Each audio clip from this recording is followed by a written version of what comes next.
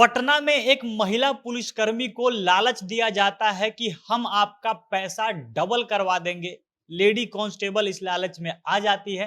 8 लाख रुपया वो अपने मित्र से, अपने दोस्तों और जानने वालों से उधार लेकर जमा करती है और पैसा ले जाकर वो जालसाजों को दे देती है।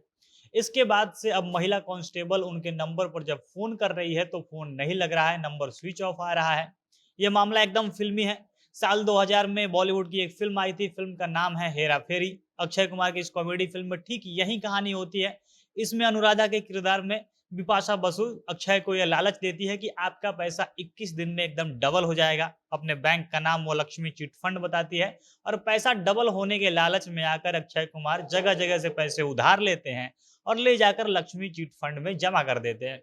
इसके बाद जब 21 दिन पूरा होता है तो अक्षय कुमार पैसा लेने बैंक के ऑफिस जाते हैं तो ना वहां पर बैंक का ऑफिस दिखता है और ना ही अनुराधा के नंबर पर फोन लगता है। और ठीक यही कहानी एकदम हेरा फेरी के स्क्रिप्ट के माफिक ही पटना में अभी कहानी दोहराई गई है। यहाँ भी बिहार पुलिस की एक लेडी कांस्टेबल को एक शख्स लालच देता है कि वो पॉलिसी बेचने वाला एजेंट है, वो किसी बैंक में काम करता है और उस बैंक की ये पॉलिसी है कि 8 साल में आपके पैसे को एकदम डबल कर दिया जाएगा। लेडी कांस्टेबल पैसा डबल करने के लालच में आ जाती है, वो भी अपने साथियों से, अपने जानने वालों से पैसा उधार लेती है, बैंक से जाकर वो लोन तक लेती है और कैसे भी करके वो 8 लाख रुपया जमा करती है और पैसा लेने के लिए वो एजेंट को अपने घर बुलाती है। एजेंट घर आता है और पैसा लेकर गायब हो जाता है और फोन करने पर अब उस एजेंट का नंबर स्विच ऑफ आ रहा है। अब ये पूरा मामला कैसे हुआ, कहां पर हुआ और कैसे महिला कांस्टेबल को ठगी का शिकार बनाया गया है, विस्तार से सारी कहानी आपको वीडियो में आगे सुनाएंगे। और उससे पहले नमस्कार, जनता जंक्शन देख रहे हैं आप और मैं हूं सन्नी मिश्रा। कैमरे के पीछे हमारे साथी विशाल खड़े हैं। जिस महिला कांस्टेबल के साथ यह ठगी हुई है उसका नाम है बबली। बबली ने इसके पूरी थाना में एफआईआर दर्ज करवाया है और इसमें बबली ने बताया है कि पिछले दिनों वो गांधी मैदान गई हुई थी और वहां पर बबली की मुलाकात एक आदमी से हुई जिसका नाम मनोज कुमार सिंह है। मनोज बबली को बताता है कि वो एक इंश्योरेंस कंपनी में काम करता है, वो उस कंपनी का एजेंट है और लोगों को वो पॉलिसी दिलवाता है। वो बबली को एक पॉलिसी बताता है कि इसमें पैसा लगाने पर आपका सारा पैसा 8 साल में एकदम दोगुना हो जाएगा।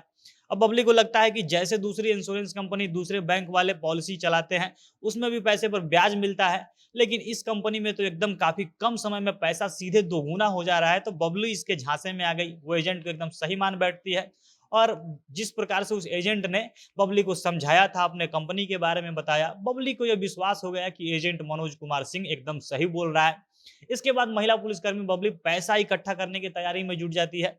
एक बार में 8 लाख उसके पास नहीं होता है, इसलिए वो पैसा जमा करने के लिए तमाम उपाय अपनाती है। वो अपने दोस्तों से, अपने जानने वालों से पैसा मांगती है, बैंक से लोन लेती है, क्योंकि बबली को इस बात का लालच होता है कि 8 साल बाद ये सारा पैसा एकदम डबल हो जाएगा। इसके बाद तो वो सबको उनका पैसा वापस लौटा देगी।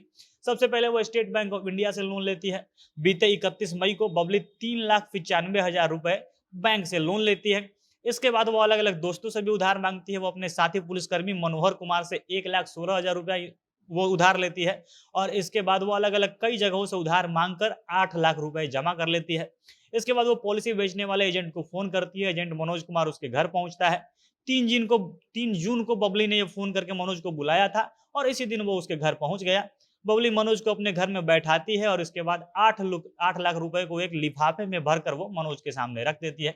मनोज कहता है कि उसका एक और साथी आ रहा है, वो सारा पेपर ये सब लेकर पहुंचने वाला है। पटना के राजापुर इलाके में वो जाम में फंस गया है, तो हम उसको वहां से लेकर आते हैं। इसी बीच बबली मनोज को चाय पिलाने के लिए चाय बनाने वो किचन में जाती है।